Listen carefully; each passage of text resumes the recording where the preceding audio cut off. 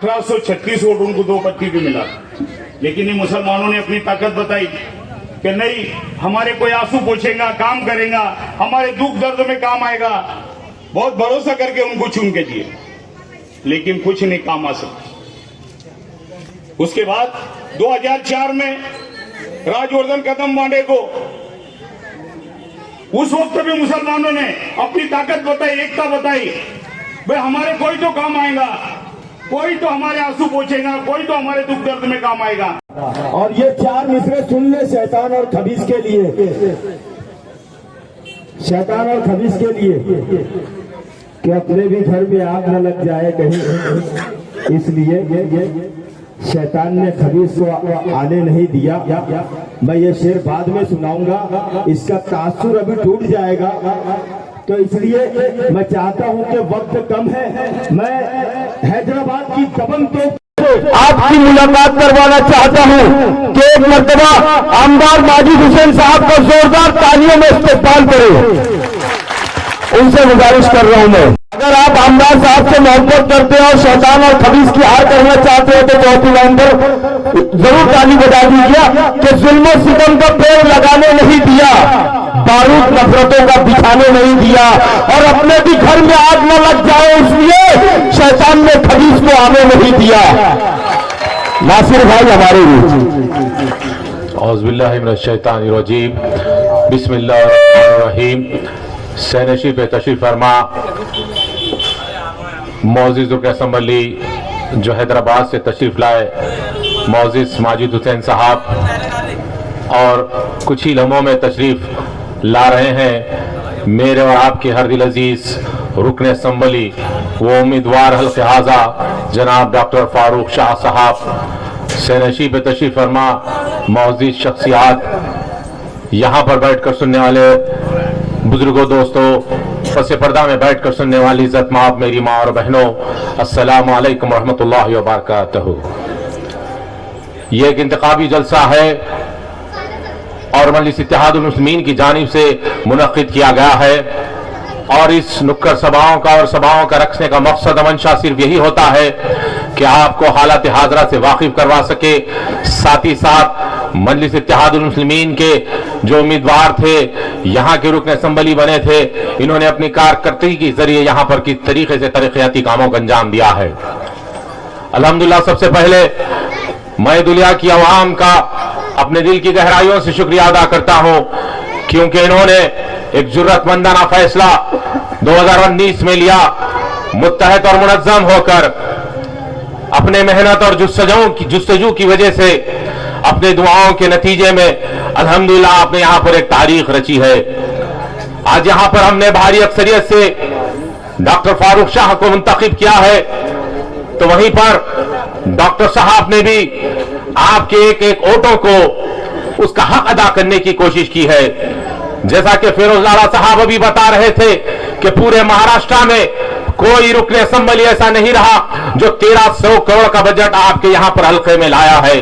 अल्हम्दुलिल्लाह, बरखी बल्दी आबरसानी हो, यहाँ तालीम का मसला हो, या सेहत के मैदान का मसला हो, या जो भी मसले पेश आए, सबसे पहले फारूक शाह ने आगे बढ़कर यहाँ के लोगों के मसाइल को हल करने को तरजीह दी है। और सबसे बड़ी बात यह है कि उन्होंने बगैर मजहब व मिल्लत के ये काम किया है। अल्हम्दुलिल्लाह, मजलिस इत्तेहादुल मुस्लिमीन की तारीख रही है कि वो हमेशा से अवाम के बीच में रहकर न सिर्फ उनके मसाइल बल्कि उनकी तालीमी और माशी पसमानदगी को दूर करने के लिए हर वक्त जद्दोजहद करती आ रही है, और इस सिलसिले को डॉक्टर फारूक शाह साहब ने आगे बढ़ा रहा है। मैं आप तमाम के जज्बे को दिल से सलाम करता हूं।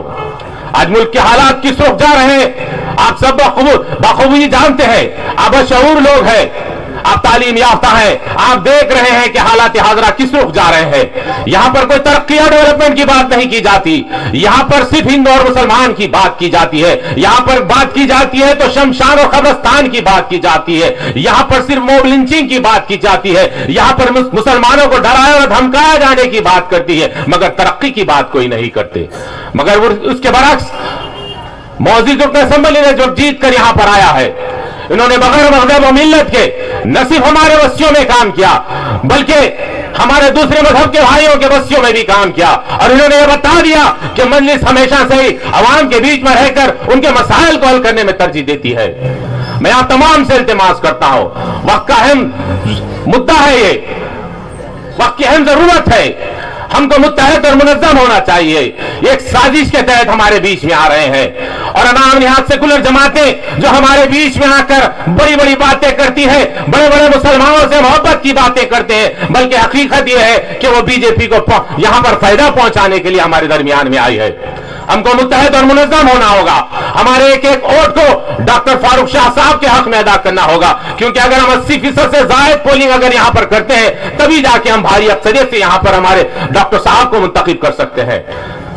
मुखालिफीन मजलिस यहां पर एक बहुत बड़ा खेल खेल रही है। यहां पर अपने आप को सेक्युलर कहने वाले चंद मुसलमान दलाल को हमारे बीच में रखा है ताकि हमारे वोट बटे, ताकि हमको उसका नुकसान हो जाए।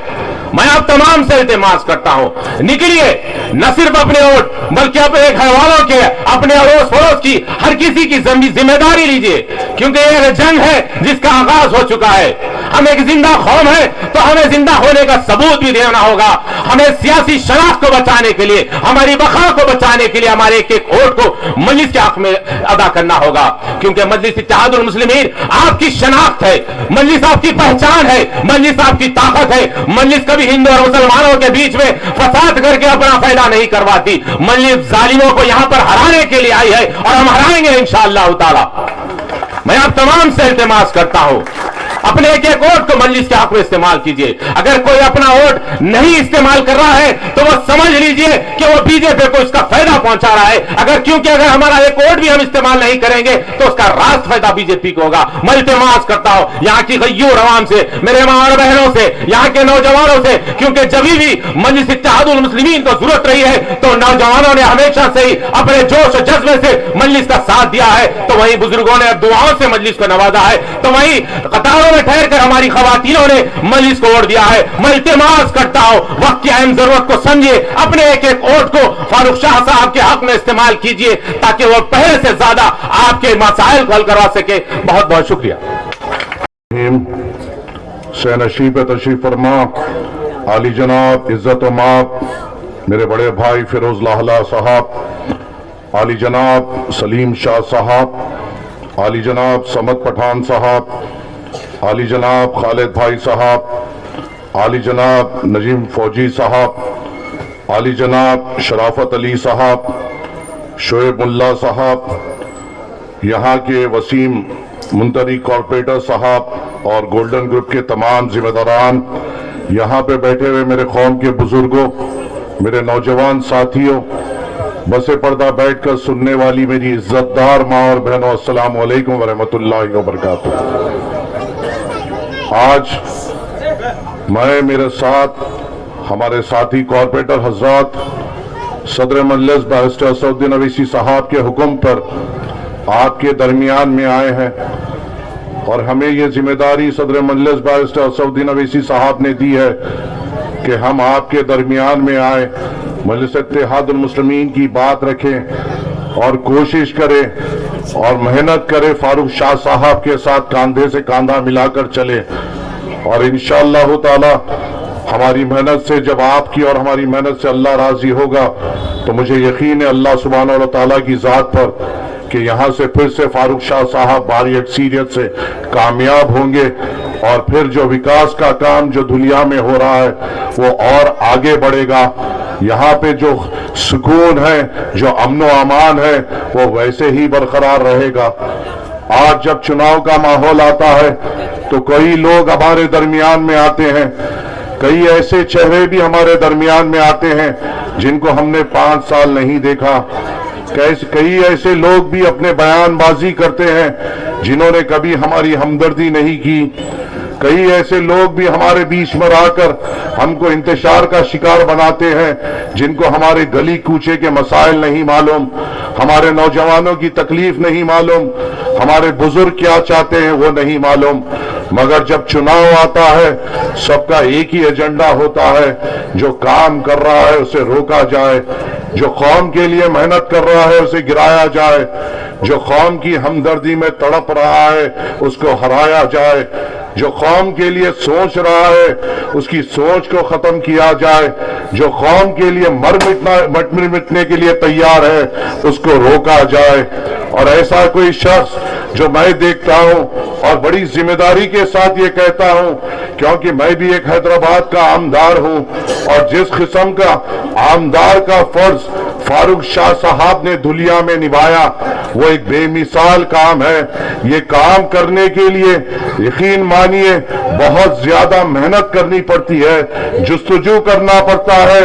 आसान बात नहीं होती इतने तरक्याती काम लाना, आसान बात नहीं होती हर गली कूचे में रोड बनाना, आसान काम नहीं होता हर गली कूचे में नाली बनाना, आसान काम नहीं होता शहर की हर गली में लाइट लगाना। इसके लिए मेहनत लगती है, जुस्तजू लगती है। जो आमदार है उसको अपना चैन और आराम छोड़कर आवाम के लिए निकलना पड़ता है। ऐसा काम करने के लिए आमदार को अपने घर को छोड़कर आवाम की मोहब्बत में निकलना पड़ता है।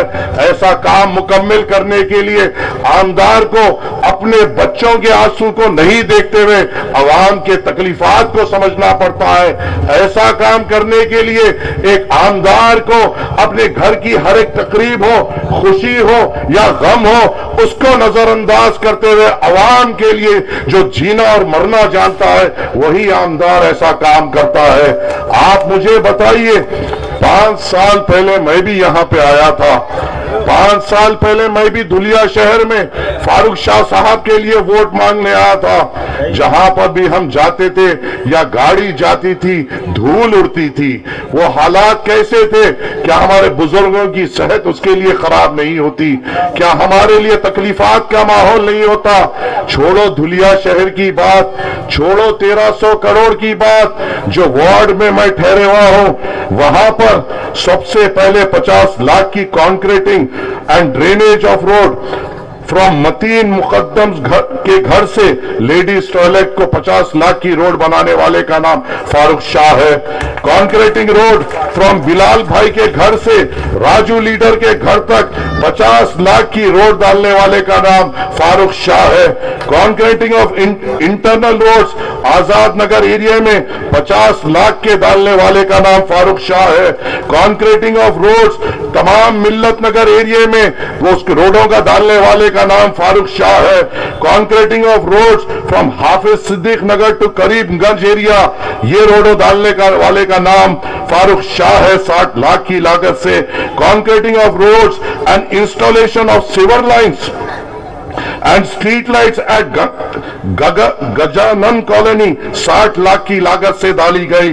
Construction of concrete road Wajjai road Atique hardware से शफीक सेठ के घर तक 25 लाख की लागत से डाली गई। Construction of concrete road from अपनी होटल टू मदरसा फला दरेन 20 लाख की लागत से डाला गया। Asphalting of road from Chalisan road to national high school 1 crore 20 lakh की लागत से डाला गया। Preparation of study for survey Kabirganj का 25 लाख की लागत से हुआ। Concreting of road under Gafoor Nagar 30 lakh की लागत से हुआ। Concreting of road from Ghafoor Nagar Wajjai road to Moin Bangarwala साहब का 50 लाख की लागत से हुआ। Road mens toilet drain to Gulnawaz Ansari के घर साहब के घर तक 25 लाख की लागत से किया गया।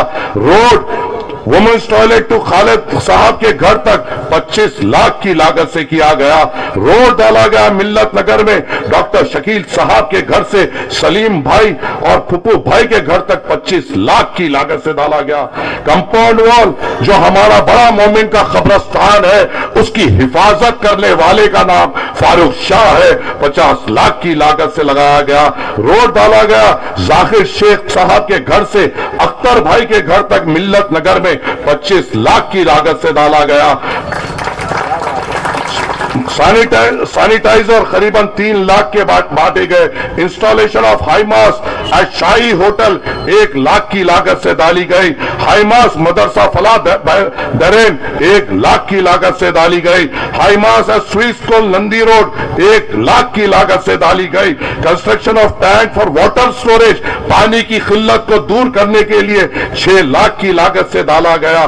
कॉन्क्रीटिंग ऑफ रोड 10 लाख की लागत से आसिफ हाजी हाउस के घर से एजाज साहब के घर तक 10 लाख की लागत से डाला गया। और ऐसे बड़े काम है जो सिर्फ ये इलाके के मैं बता रहा हूं, धुलिया शहर के नहीं बता रहा हूं। क्या इस आमदार ने आपके वोट का हक अदा नहीं किया? क्या इस आमदार ने आपके सहूलतों के लिए काम नहीं की? क्या आप इस आमदार ने आपके मोहल्ले जात को बेहतर करने के लिए जुस्तजू नहीं की? क्या इस आमदार ने आपकी गली कूचे को रोशन करने के लिए काम नहीं किया? तो जब इस आमदार से जब आपके सामने फारूक शाह साहब फिर आ रहे हैं तो इनको हराने की साजिश की जा रही है। डेवलपमेंट का मुकाबला ये क्या इनके बाप भी हमसे नहीं कर सकते तो कर रहे क्या है? हिंदू मुसलमान की बात कर रहे हैं। कर रहे क्या है? हमारे आबादियों को तबाह करने की बात कर रहे हैं। कर रहे क्या है? हमारी इबादत गांव पे हमला करने की बात कर रहे हैं। तरक्याती काम तो ये नहीं कर सकते। पता नहीं ये मां का दूध पी के आए या जानवरों ने इनको पाला। हमारे आमदार को शेरनियों ने पाला है, शेरनी ने पाला है। ऐसा आमदार मिला है जो इनके दो अंदाज में इनका मुकाबला कर सकता है। अरे जबान तो हमारे पास ऐसी है कि तू तो क्या, तेरी नस्ल भी खबर में सोकर उठकर तौबा करेगी। अरे ये क्या बोल दिया? मगर हम यहां पे तरक्की की बात लेकर आगे बढ़ रहे हैं। हम यहां पे वो 2 टके के गुलाम जो नरेंद्र मोदी की गुलामी में अपनी जिंदगी वक्फ कर रहे हैं, वो ये कह रहे हैं कि मुसलमान बस्तियों को तोड़ा जाएगा। तो असदुद्दीन अवैसी साहब और उनका एक सच्चा सिपाही फारूक शाह ये कह रहा है, अगर मैं जीतूंगा तो मेरे हिंदू भाइयों के गलियों में रोड डालूंगा। ये कह रहे हैं कि इनके कब्रिस्तानों को तोड़ेंगे। तो मेरा भाई फारूक शाह ये कह रहा है, तो तोड़ने की बात कर, मैं मेरे हिंदू भाइयों के गली कूचों में रोशनी लाऊंगा। ये तोड़ने की बात कर रहे हैं तो मेरा भाई फारूक शाह ये कह रहा है, तू तोड़ने की बात कर, जहां भी सीवरेज लाइन की जरूरत है मैं मेरे मुसलमान इलाकों में अगर जितना खर्चा करूंगा उतना ही मेरे हिंदू भाइयों के लिए करूंगा। ये तालीम, अरे सुन लो है बीजेपी के कमजोरों, है स्टेज से भौंकने वाले कुत्तों, ये जो स्टेज है ये मजलिस इत्तेहादुल मुस्लिमीन का स्टेज है। यहां से जो बात की जाएगी वही बात की जाएगी जो हम कर सकते हैं। हम वही वादा करेंगे जो हम निभा सकते हैं। हम वही काम करेंगे, जो वही काम बोलेंगे जो हम कर सकते हैं। क्योंकि हमारा अकीदा, हमारे उलमाए किराम और हमारे बड़ों ने वो ये सिखाया है कि वही वादा करो जो तुम कर सकते हो, क्योंकि ये जिंदगी छोटी है। ऐसा वादा मत करो जो अल्लाह सुब्हानहू तआला के सामने तुम्हें पकड़ा जाए और ये कहा जाए कि तूने भले मजे में वादा किया था और क्यों नहीं कर पाया। ये डर रखकर, मौत का खौफ रखकर और वहां का जवाबदेही को देखते हुए हम वो बात करते हैं जो हम कर सकते हैं। ऐ मेरे गयूर नौजवानों, ऐ मेरे बुजुर्गों, ये इंतखाबात नहीं है। आप हम यहां पे जो बैठे हुए हैं एक इम्तिहान की तैयारी में बैठे हुए हैं और इम्तिहान होगा 20 तारीख के दिन। फैसला आप लोग करेंगे जब बड़े मजमे से हमारी गली कूचों से लोग निकलेंगे तो तारीख हिंदुस्तान में लिखा जाएगी कि धुलिया के लोगों ने नफरत को ठोकर मारी और विकास का हाथ पकड़ा।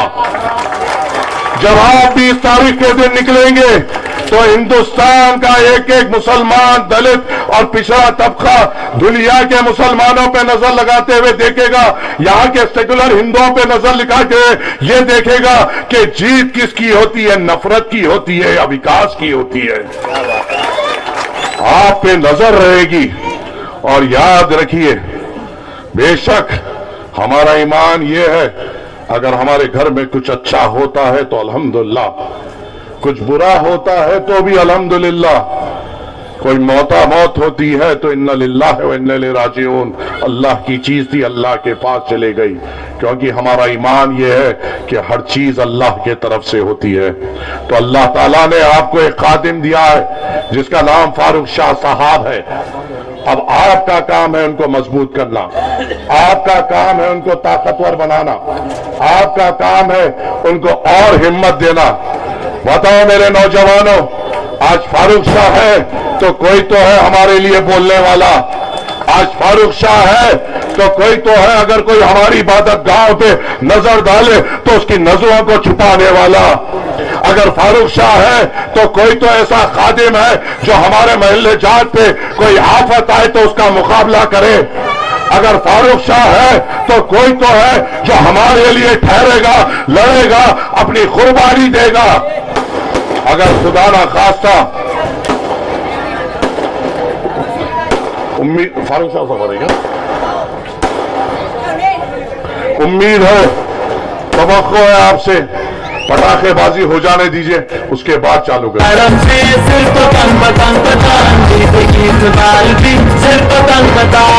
सबके जुबान पे आई माई का नाम, बेचारे फेरते अब हिंदू मुसलमान। कौन आया? देखो देखो कौन आया? अरे भाई आवाज था के नहीं आई? देखो कौन आया? देखो देखो कौन आया? बेचारे फेरते अब हिंदू मुसलमान।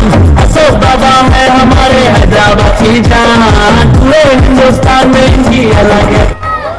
इंशाल्लाह मुझे यकीन है यहाँ के बुजुर्गों पे, यहाँ के जोश नौजवानों के जज्बों पे और मेरी इज्जतदार माँ और बहनों की दुआओं पे कि इंशाअल्लाह ताला जब 20 तारीख की शाम होगी तो इंशाअल्लाह हम कामयाब होंगे। एक भारी अक्सरियत से हम आगे बढ़ेंगे, मगर हमें गफलत में रहना नहीं है। याद रखिए, जब हम बाहर निकलते हैं, हमने जब भी बात होती है तो ये कहा जाता है कि मजलिस जब भी बात करती है तो तोड़ने की बात करती है, हिंदू मुसलमान की बात करती है। 20 मिनट से मैं तकरीर कर रहा हूं, 20 मिनट से सिर्फ विकास की बात हमने की है, हमने कहां किया है।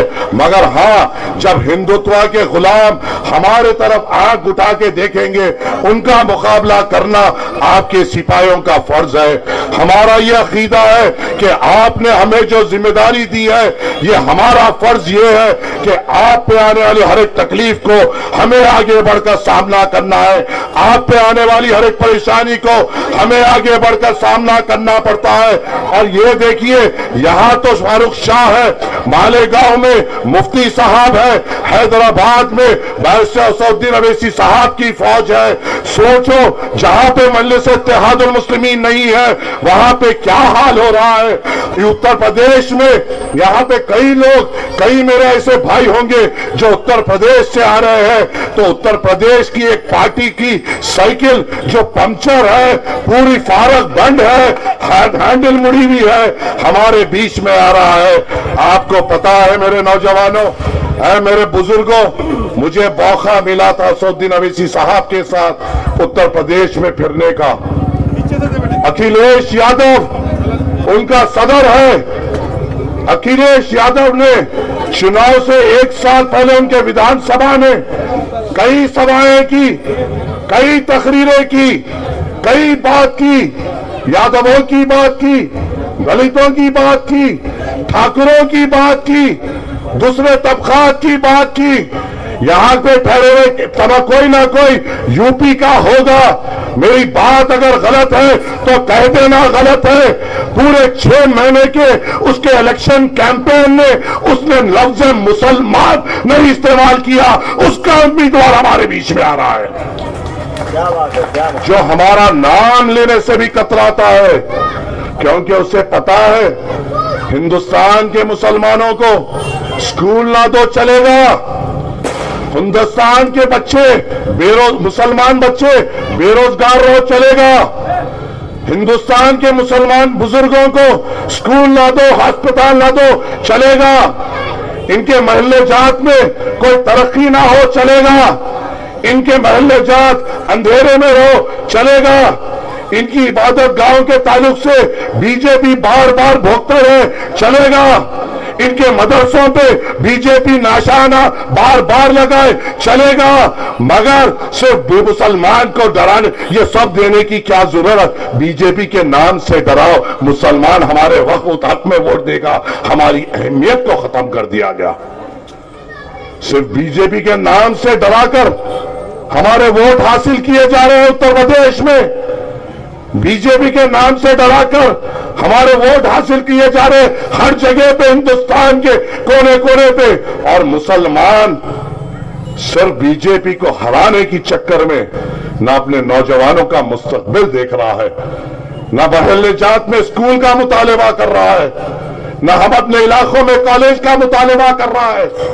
मुसलमान की बस एक ही ख्वाहिश रह गई कि मोदी को हराओ, चाहे हमें स्कूल ना मिले, चाहे कॉलेज ना मिले, चाहे हमारे बच्चों का कत्ल हो जाए, चाहे हाफिज जुनैद जिसके दिल में कुरान पाक थी उसके छाती को खंजरों से मार मार कर छल्ली कर दिया जाए, मगर बीजेपी को हराना है। चाहे हाफिज जुनैद जिसकी मां की कोख को उजाड़ दिया गया, उसके बाप के कांधे पे दुनिया का सबसे बड़ा बोझ डाल दिया गया, फिर भी बीजेपी को हराना है। चाहे अखलाक को कत्ल कर दिया गया, क्या कोई सेकुलर जमातों ने आवाज उठाई? क्या ये उद्धव ठाकरे के साथ जो सेकुलर जमातें बन के आ रही है, क्या इन्होंने हमारी बात की? जब गोश्त के नाम पर हमारे नौजवानों को कत्ल कर दिया गया, क्या सेकुलर जमातों ने हमारी आवाज उठाई? जब हरियाणा में 2 नौजवानों को जिंदा जला दिया गया, सोचो अगर वो हमारे होते और हम उनकी लाश को देखते जली हुई और हम उनका आखिरी दीदार करते, तो दिल पे क्या गुजरती, क्या गुजरी होगी इसकी मां पर, क्या गुजरी होगी इसकी बाप पर, क्या गुजरी होगी इसके बहनों भाइयों पर? क्या किसी ने सेकुलरिज्म की झंडा उठाने वालों ने हमारी बात की? क्या किसी ने हमसे हमदर्दी जताई? किसी ने नहीं जताई। वो साहबान पार्लियामेंट में वो तमाम बीजेपी के मेंबर ऑफ पार्लियामेंट के सामने तो वो एक ही मर्द मुजाहिद किए जिसका नाम बारिश असदुद्दीन अवैसी साहब है। क्या दूसरों ने बात की? क्या हमारा हक किसी और ने अदा किया? यूपी में जो अखिलेश जीते, क्या हम मुसलमानों की सदका नहीं? क्या हिंदुस्तान में कांग्रेस और सेकुलर जमातों को जो वोट मिला, क्या हम मुसलमानों का सदका नहीं? जो धुलिया से जीता गया, अगर मुसलमान एक तरफा होकर वोट नहीं डालता तो इनका जीतना मुमकिन था। मगर हमें क्या मिल रहा है? हमारी क्या बात हो रही है? क्या हमारे नौजवानों के बारे में सोचा जा रहा है? क्या हमारे खवातीनों के बारे में सोचा जा रहा है? एक सवाल करता हूं मेरे बुजुर्गों, आपसे मैं यहां पे सीखने आया हूं। नौजवानों, शायद तुम उम्र से छोटे हो गए, मगर मैं भी तुमसे भी सीखने आया हूं। अगर फारूक शाह ना होते तो क्या इन 5 सालों में आपके बहलेजात के हालात बदलते? क्या फारूक शाह ना होते तो धुलिया आज जो धुलिया शहर बना है वो बन पाता? अगर फारूक शाह ना होते, बेशक अल्लाह ने काम लिया है फारूक शाह से, अल्लाह से उससे ही राजी होता है जिससे काम लेना जानता है, और अल्लाह ताला ने इनसे काम लिया। ये आपका और मेरा ईमान है, ये आपका और मेरा अकीदा है, ये आपकी और मेरी सोच है जो हमारे बड़ों ने, हमारी माओ ने, हमारे उलमाए किराम ने हमें तालीम दी है। हमारे पे कोई तकलीफ हो कोई बोलने वाला नहीं। अच्छा, मजे की तो बात यह है कि समझदार भी बहुत है। हमें कहा जा रहा है कि हमारे गरीबों के घर उजाड़ दिए जाएंगे, हमें कहा जा रहा है कि हमारी बस्तियों को निस्तो नाबूद कर दिया जाएगा। स्टेज पे टहलकर यह कहा जा रहा है कि हम लव जिहाद करेंगे और बच्चियों को खराब करेंगे। हमें कहा जा रहा है कि गोश्त के नाम पे डराएंगे। और फारूक शाह साहब ने क्या एक चिमटी क्या ले ली? हमारे समझदार बोलने लगे विकास पे बात करिए, वो क्यों बोल रहे हैं? खून में है चिमटी लेना, खून में है मुकाबला करना, खून में है डटकर ठहरना, परवरिश में है मुकाबला करना बातिलों से। हमारी माओ ने जब हमें छाती से दूध पिलाया तो हमें तरबियत दी कि अपने कौम के लिए ठहरना सीखो। हर एक कलमा गो भाई का ताकत बनो, पड़ोसी के हक अदा करो, बुजुर्गों से मोहब्बत करो, यतीमों के सर पे शफकत का हाथ रखो, गरीब से मोहब्बत करो। और ये सब तमाम चीज अगर किसी में है तो वो फारूक शाह में है। और हमें ऐसा ही आमदार चाहिए, और इस आमदार को लाने के लिए आपको मेहनत करना पड़ेगा, मशक्कत करनी पड़ेगी, आसान नहीं होगा। सुबह का नाश्ता बगैर करे निकलना पड़ेगा, लाइन में ठहरना पड़ेगा, घर में बच्चे बिल आएंगे, उनकी चीखों को नजरअंदाज करते हुए हरे परचम को बुलंद करना पड़ेगा। क्या आप तैयार है? क्या आप तैयार है? क्या आप तैयार है? तो इंशाअल्लाह ताला अगर आप तैयार है, आपकी दुआओं का असर है, तो इंशाअल्लाह मजलिस कामयाब होके रहेगी इंशाअल्लाह ताला। ये चीज हमें लेके आगे बढ़नी है, डरने और घबराने की बात नहीं है। हम जितना काम, हमारा एजेंडा विकास का है। मैंने फारूक शाह साहब के मुंह जबानी सुना है कि मैंने कभी हिंदू और मुसलमान नहीं देखा, मेरा फर्ज यही था, मेरी दीनी तालीम यही थी कि जितना अपने भाई के लिए भी करो, अगर कोई दूसरे आते हैं और अपनी तकलीफ सुनाते हैं तो उनका भी काम करो। और ये इंसान ने किया है। 20 तारीख के दिन इम्तिहान का दिन है, 20 तारीख के दिन आजमाइश का दिन है, 20 तारीख के दिन धूप होगी, 20 तारीख के दिन शिद्दत होगी, 20 तारीख के दिन गर्मी होगी। जब हम लाइन में ठहरेंगे पसीना निकलेगा, लोगों की कैफियत में बेचैनी होगी। अरे इतनी धूप में क्यों ठहरो? ठहरना इसलिए जरूरी है क्योंकि मामला हरे परचम का है, और अगर हरे परचम के लिए ना ठहरे तो किसके लिए ठहरेंगे हम? बात हमारी है, बात हमारी हिफाजत की है, बात हमारे इबादतगाहों की है, बात हमारे नौजवानों की है, बात हमारे मुस्तकबिल की है, बात धुलिया के विकास की है। तो क्या 2 घंटे की धूप और तपिश हम बर्दाश्त नहीं कर सकते? क्या 2 विकास के लिए और आने वाले मुस्तकबिल के लिए हम बगैर खाना खाए निकल कर वोट नहीं डाल सकते? इतने कमजोर तो नहीं है। हमारी तारीख जो हमें ताकत देती है वो ये देती है कि तो जब जंग हुई तो पत्थर भी बनकर लड़ा गया। ये क्या हमारी तालीम नहीं है? क्या हम इसी पे नहीं चलते? और इसी को आगे बढ़ाते हुए हमें 20 तारीख की जंग लड़ना है और जीतना है। उम्मीद है हर एक नौजवान से, उम्मीद है यहाँ पे बैठे हुए हर एक बुजुर्ग से, उम्मीद है मेरी इज्जतदार पर्दानशी माँ और बहनों से कि आप हमें कामयाब करेंगे। शुक्रिया। अस्सलाम वालेकुम वरहमतुल्लाहि वबरकातुहू। एमएलए माजिद हुसैन साहब, कॉरपोरेटर नसीर भाई, कॉरपोरेटर पाशा साहब, कॉरपोरेटर सोहेल कादरी साहब, यहाँ पर मौजूद हमारे जिला अध्यक्ष नासिर पठान साहब, फिरोज भैया साहब, और मौजूद मेरे सभी साथियों, बुजुर्गों और दोस्तों, वक्त की कमी की वजह से आप सभी लोगों का नाम नहीं ले सकता हूँ, लेकिन आप लोग यकीन मानिए कि आप सब लोग मेरे दिल में हैं। क्या बात है साथियों, ये बुजुर्गों की दुआ है, ये अता है उसकी। ये बुजुर्गों की दुआ है, ये अता है उसकी। सिर्फ अल्फाज के पत्थर नहीं फेंके मैंने, अपनी मेहनत से किया नाम जहां में रोशन, गैर की आग पे तलवे नहीं सेके मैंने। साथियों, इलेक्शन का दौर है और आप जानते हैं कि मैं आप सब लोगों के सामने किस लिए आया हूं। सीधी सी बात है भाई, वोट मांगने आया हूं आप लोगों से। 5 साल पहले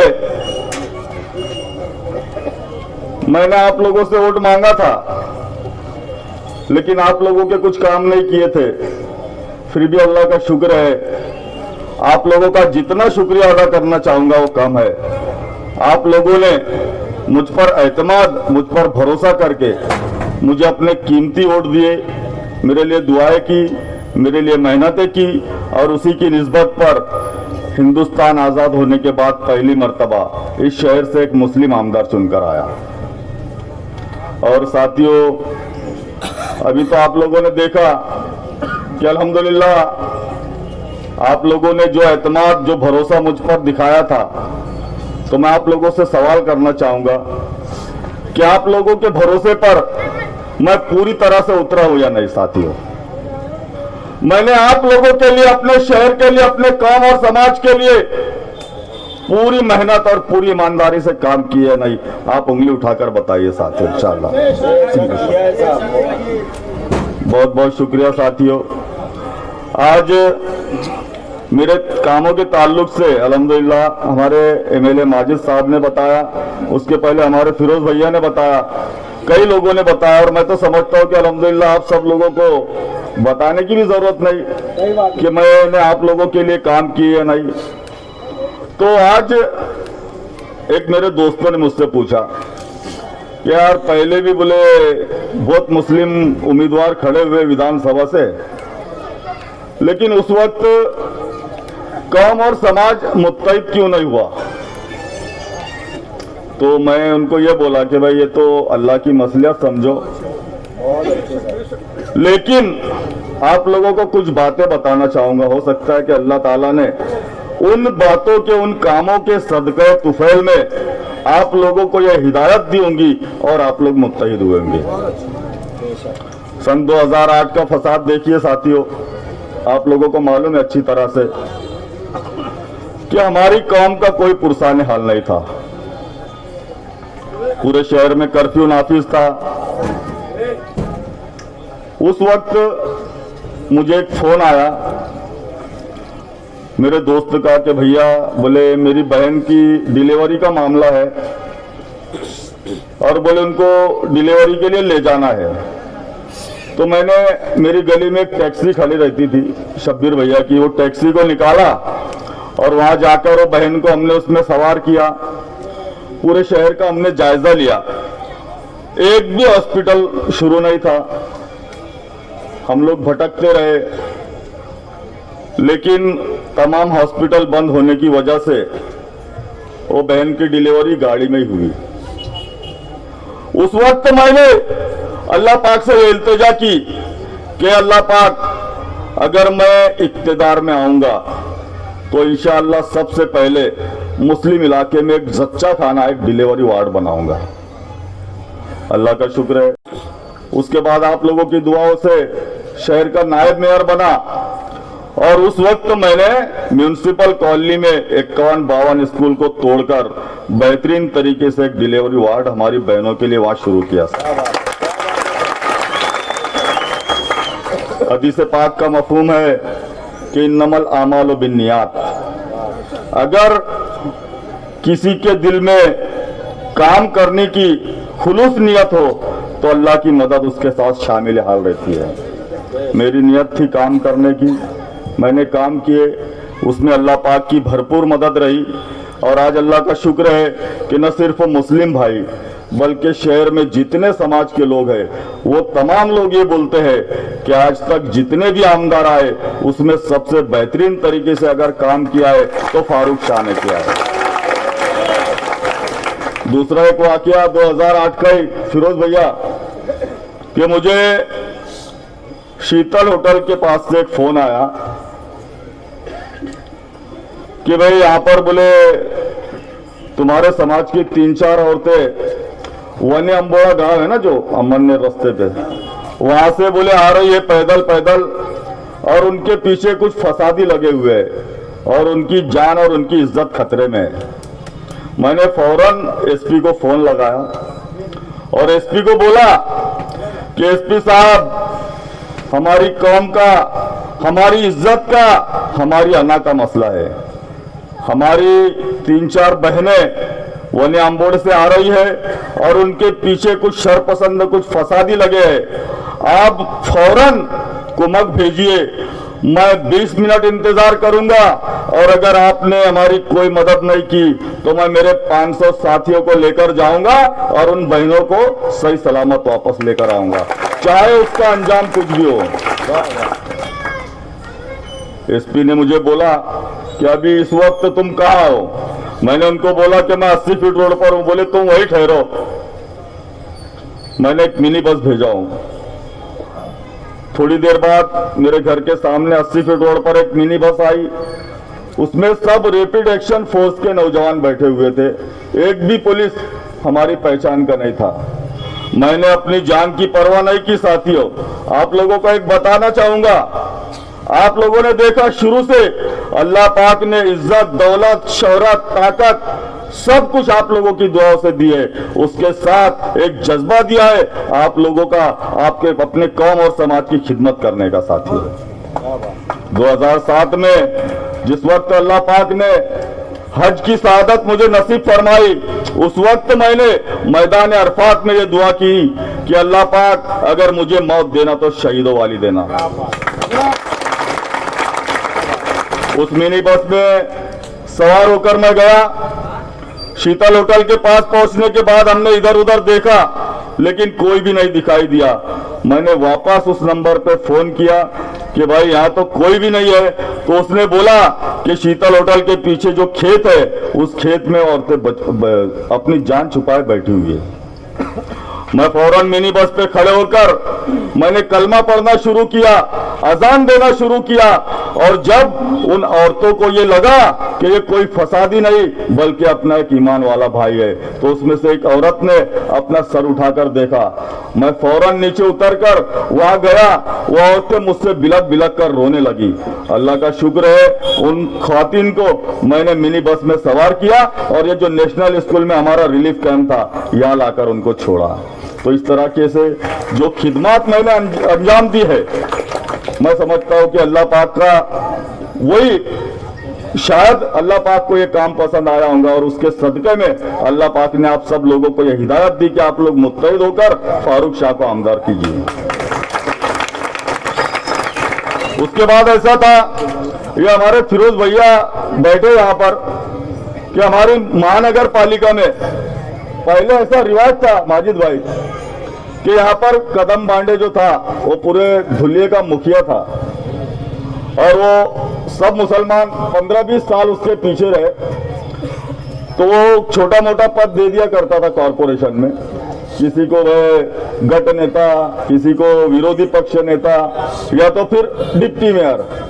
इससे ज्यादा नहीं, इससे ज्यादा कोई बड़ा पद दिया भैया अपने लोगों को कभी नहीं। तो जिनको भी वो छोटा मोटा पद दिया तो उनको ये जायज होता था कि कदम बांडे की फोटो उसके ऑफिस में लगनी चाहिए। अच्छा भाई, मैं उप महापौर बन के गया तो देखा तो पहले से कदम बांडे की फोटो लगेल थी। मैंने मेरे दोस्तों को बुलाया कि भाई ये फोटो निकालो तो पहले, इसको कपाट में बंद करो। और शेर महसूद टीपू सुल्तान रहमतुल्लाह अलैह की और हजरत मौलाना अबुल कलाम आजाद रहमतुल्लाह अलैह की तस्वीर लगाने वाला सबसे पहला अगर कोई है वहां पर तो ये आपका अपना भाई। दूसरी एक बात बताऊंगा आपको कि जो हमारी महासभा होती थी वो अक्सर जुमा के दिन रख लिया करते थे और वो नमाज के वक्त हमारे जो मुस्लिम नगर सेवक है वो नमाज के लिए चले जाते थे और उनकी गैर मौजूदगी में हमारे जो खिलाफ के जो मसले हैं वो लोग मंजूर कर लिया करते थे। तो हमारी पहली महासभा थी जब मैं उप महापौर था, तो हम 4 लोग स्टेज पर बैठे हुए थे, जिसमें आयुक्त था, उसके बाद में सचिव था, महापौर और उप महापौर। अब वो नमाज का वक्त होने लगा, नीचे से हमारे सब नगर सेवक लोग मुझे इशारा करने लगे कि भाई नमाज को जाना है। मैंने उनको इशारा किया कि 2 मिनट ठहरो।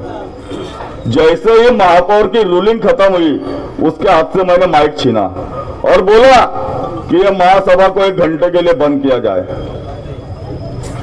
तो आके वो शिवसेना भाजपा के नगर सेवकों के साथ हमारी झड़प हुई। तो नीचे से मेरे जितने साथी नगर सेवक थे, फिरोज भैया और ऐसे कई लोग, अल्हम्दुलिल्लाह इन सब लोगों ने मिलकर मेरा साथ दिया और उस दिन तारीख के सुनहरी अल्फाज में ये बात लिखी गई कि इसके बाद कभी भी जुमा के दिन महासभा नहीं रखी जाएगी। ये सब बातें हैं साथियों। अभी आप लोगों ने देखा अल्हम्दुलिल्लाह मैंने जो किया हो शायद मैं समझता हूँ कि किसने किया होगा अपनी कौम समाज के लिए, अपने शहर के लिए। तो अभी इलेक्शन का दौर है, हमारे फिरोज भैया बोलते हैं, बोले अभी आपके सामने बहुत सारे कलंदर आएंगे, बहुत सारे सिकंदर आएंगे, उसके साथ 2 काले मुंह के बंदर आएंगे। तो ये जो दोनों काले मुंह के बंदर ये आरएसएस के भाइयों, आपको मालूम है ना अनिल गोटे भी आरएसएस का है कि नहीं मालूम है? तो चड्डी देख लो उसकी। तो साथियों, कुछ दलाल अभी भी उसकी हिमायत करेंगे और आप लोगों को बोलेंगे कि भाई ये सेकुलर है, अनिल गोटे, इसको वोट दो। आप लोगों को बताना चाहूंगा कि उद्धव ठाकरे की मशाल लेकर आया वो बोचरिया है। उद्धव ठाकरे जो ऐलानिया ये बोलता है कि बाबरी मस्जिद को मैंने शहीद किया, मेरे साथियों ने शहीद किया। आप लोगों का जमीर गवारा करेगा कि बाबरी मस्जिद के शहीद करने वाले के उम्मीदवार को आप लोग वोट देंगे? साथियों, वक्त ज्यादा हो चुका है। साथियों, आप लोगों ने देखा कि ये जो दूसरा जो डामर चोर है, तो इसकी औकात नहीं कि वह 1 by 1 हमसे मुकाबला करे। तो उसने एक आवले बावले को पैसे देकर खड़ा किया है और आप सब अच्छी तरह से जानते हैं। वो अभी ये थोड़े दिन है समाजवादी में साइकिल लेके आया आपके पास, तो साइकिल में दोनों चक्के, एक अजीत पवार का है, एक फडणवीस का है, और सिर्फ हैंडल अबू आसिम का मालूम है ना तुमको। अभी वो साइड में हो जाएंगे। और वैसा भी तो अभी साइकिल का जमाना खत्म हो गया, अब सब मोटरसाइकिल चलते हैं। तो साथियों, आखिर में अपनी बात को खत्म करने से पहले आप लोगों से गुजारिश करूंगा कि आप लोग किसी की बहकावे में ना आते हुए आप लोग पतंग का बटन दबाकर मुझे भारी अक्सरियत से कामयाब करेंगे, ऐसी ख्वाहिश करता हूँ, ऐसी इच्छा व्यक्त करता हूँ। अपनी बात खत्म करता हूँ।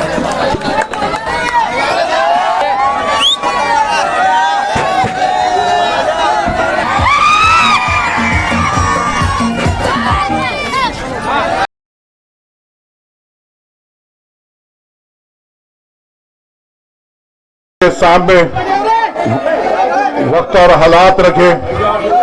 मैंने आपके सामने फारूक शाह साहब का काम रखा। मैंने आपके सामने ये बताया कि हमारे गली कोचे में किस तरीके से काम हुआ, और मैंने आपके सामने ये भी बताया कि फारूक शाह साहब हमारे लिए जरूरत क्यों है।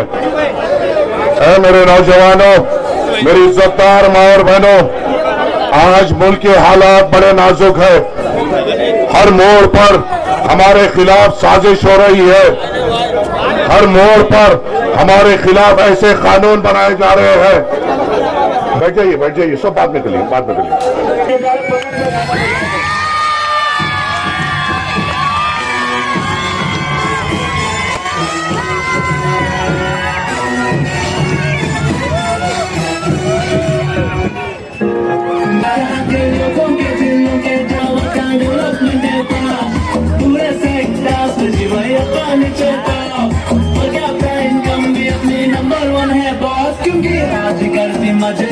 सिर्फ पतंग पतंग